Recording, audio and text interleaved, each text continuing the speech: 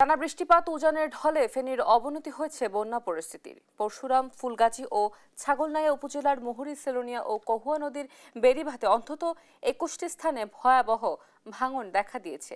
বুধবার রাত থেকে চিথলিয়া ও মির্জানগর ইউনিয়নের বিভিন্ন এলাকায় মুহুরী ও সেলোনিয়া নদীর বাঁধ ভেঙে অন্তত অর্ধশতাধিক গ্রাম প্লাবিত হয়েছে। এতে লাখো মানুষ পানিবন্দী হয়ে পড়েছে। জেলা প্রশাসনের তথ্য মতে 131টি বিদ্যালয়কে আশ্রয় কেন্দ্র ঘোষণা করা হয়েছে, যেখানে প্রায় 7,000 মানুষ আশ্রয় নিয়েছে। মুহুরী নদীর পানি বর্তমানে বিপদসীমার নিচে থাকলেও ভাঙনের ফলে অনেক এলাকায় বন্যা পরিস্থিতির সৃষ্টি হয়েছে। বিপদাপন্ন মানুষের সহায়তায় প্রশাসন 6টি উপজেলায় 17 লাখ টাকা বরাদ্দ দিয়েছে এবং ত্রাণ কার্যক্রম চলমান রয়েছে বলে জানিয়েছেন সংশ্লিষ্ট কর্মকর্তারা।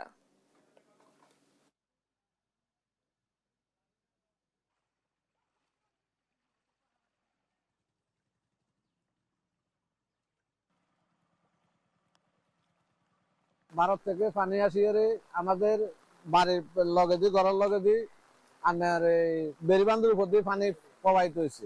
আমরা তখন গ্রামবাসী সবাই মিলে বেড়িবান্ধটা মাঠে দিয়ে বস্তা দিয়ে বাঁধতেছি, এর পরও রোগাইতে পারি না। 10 মিনিটের ভিতরে এখান থেকে এনে আছি, এনে বাংলা ফরি গেছে। বাংলা ফরি আইতে আইতে মানে 20 মিনিটের ভিতরে মাল সামানা বার করতে পারিনি। আপনার এই বারে ঘরে পানি উঠে গেছে।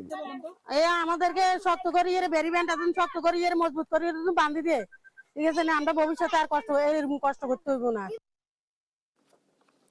বন্যা পরিস্থিতি নিয়ে বিস্তারিত জানাতে এই মুহূর্তে দুর্গত এলাকা থেকে যুক্ত হচ্ছেন সহকর্মী তুফাইল আহমেদ নিলয়। আমরা সরাসরি যুক্ত হচ্ছি তার সাথে। নিলয়, আমি আসলে প্রথমে যেটি জানতে চাই যে আপনি আসলে দুর্গত কোন এলাকায় রয়েছে এবং মানুষের দুর্ভোগ আপনি কেমন দেখছেন?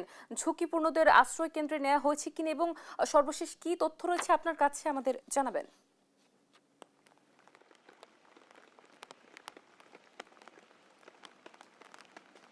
ধন্যবাদ অতসী। আমি এই মুহূর্তে রয়েছি ফেনীর ফুলগাজী উপজেলার আনন্দপুর ইউনিয়নের বন্দুয়া গ্রামে। আমরা দেখেছি যে গত কয়েকদিনে টানা বর্ষণ এবং ভারতের উজান থেকে নেমে আসা পাহাড়ি ঢলে মুহুরী, কহুয়া এবং সিলোনিয়া নদীর 21টি পয়েন্টে ভাঙন দেখা দিয়েছিল। আমরা গতকাল পর্যন্ত দেখেছিলাম এসব নদীর 20টি পয়েন্টে ভাঙন থাকলেও ইতিমধ্যে সেখানে নতুন করে একটি ভাঙন তথ্য জানিয়েছে এখানকার পানি উন্নয়ন বোর্ড। তবে আমরা যতদূর দেখেছি যে মানুষের গতকাল সকাল থেকে মানুষের যে দুর্ভোগ সেটি কিন্তু খুব অবর্ণনীয়। আমার পিছনে দেখতে পাচ্ছেন যে এখানে এই এলাকাটি নতুন করে প্লাবিত হয়েছে। এখানে প্রায় কোমরের উপরও পরিমাণ পানি রয়েছে। সেখানে প্রায় যে মানুষের বসতঘরগুলো রয়েছে সেগুলো কিন্তু ইতিমধ্যে পানির নিচে নিমজ্জিত রয়েছে।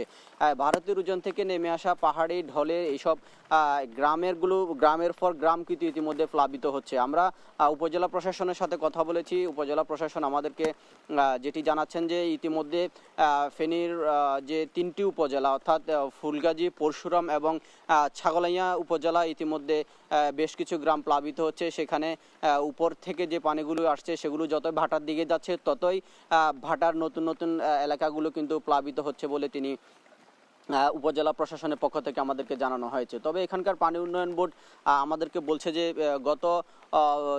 গতকাল পর্যন্ত ফেনীর যে 3টি নদী রয়েছে সেই 3টি নদীর পানি প্রায় 37 সেন্টিমিটার নিচ দিয়ে পানি প্রবাহিত হচ্ছে। অর্থাৎ যদিও গতকাল পর্যন্ত সেটি বিপদসীমার উপরে ছিল, গতকাল রাত থেকে সেটি কিন্তু এখন অনেকটা 37 সেন্টিমিটার নিচ দিয়ে কিন্তু ইতিমধ্যে পানি প্রবাহিত হচ্ছে, যার ফলে এখানে যে বন্যার সংখ্যা ছিল সেটি কিন্তু অনেকটা কেটেছে। সেখানে বন্যার সম্ভাবনা নেই। তবে পানিগুলো যেহেতু উপর থেকে নিচের দিকে যাচ্ছে সেক্ষেত্রে কিন্তু নতুন নতুন এলাকাগুলো প্লাবিত হচ্ছে। নতুন নতুন করে মানুষের যে বাড়ি ঘরে সেগুলো পানি উঠছে, মানুষের যে আসবাবপত্র সেগুলো নিয়ে কিন্তু মানুষ অনেক দুর্ভোগ পোহাতে হচ্ছে। আমরা দেখেছিলাম যে এখানকার মানুষের যে চরম অভিযোগ ছিল সেটা হচ্ছে স্থানীয় প্রশাসন বন্যার্তদের জন্য কোনো সহায়তা করেনি, বন্যার্তদের কোনো পাশে থাকেনি বলেও স্থানীয়রা অভিযোগ করছে। তারা বলছে যে গত পরশুদিন থেকে, অর্থাৎ আমরা যদি বলি প্রথম দিন যেখানে বাঁধ ভাঙা সৃষ্টি হয়েছিল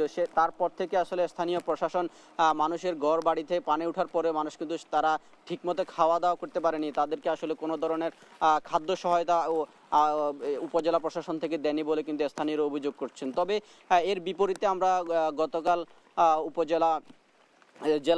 অতিরিক্ত জেলা প্রশাসক ইসমাইল হোসেনের সাথে কথা বলেছিলাম। তিনি বলেছিলেন যে আসলে জেলা প্রশাসন তারা মাঠে কাজ করছে। জেলা প্রশাসন ইতিমধ্যে 3 উপজেলায় প্রায় 150টিরও অধিক আশ্রয় প্রকল্প তারা প্রস্তুত করেছে। সেখানে প্রায় 7,500 আশ্রয় কেন্দ্রে সেখানে মানুষ আশ্রয় নিয়েছে। তবে এসব মানুষের জন্য 17 লক্ষ টাকা বরাদ্দ করা হয়েছে। 17 লক্ষ টাকা বরাদ্দের ফলে মানুষ এইসব সে জায়গায় খাওয়া দাওয়া সহ বিভিন্ন দুর্ভোগ সেটি দিয়ে কিন্তু কাটতে হবে বলে কিন্তু সেখানকার উপজেলা প্রশাসনগুলো বলছে। তবে আমরা দেখেছি পানি উন্নয়ন বোর্ড বলছে যে এখানকার যে বন্যা সেটি যতক্ষণ পর্যন্ত পানি নামবে না ততক্ষণ পর্যন্ত সেখানে বাঁধগুলো মেরামতের জন্য তারা কোনো ব্যবস্থা নিতে পারবে না বলে জানিয়েছেন। তবে আমরা দেখেছি এখানে আবহাওয়া অধিদপ্তরের তথ্য থেকে আমাদেরকে জানানো হয়েছে গত 24 ঘন্টায় সেটি 50 মিলিমিটারের কাছাকাছি বৃষ্টিপাত রেকর্ড করা হয়েছে। তবে বৃষ্টির পরিমাণ কমেছে, সকাল থেকে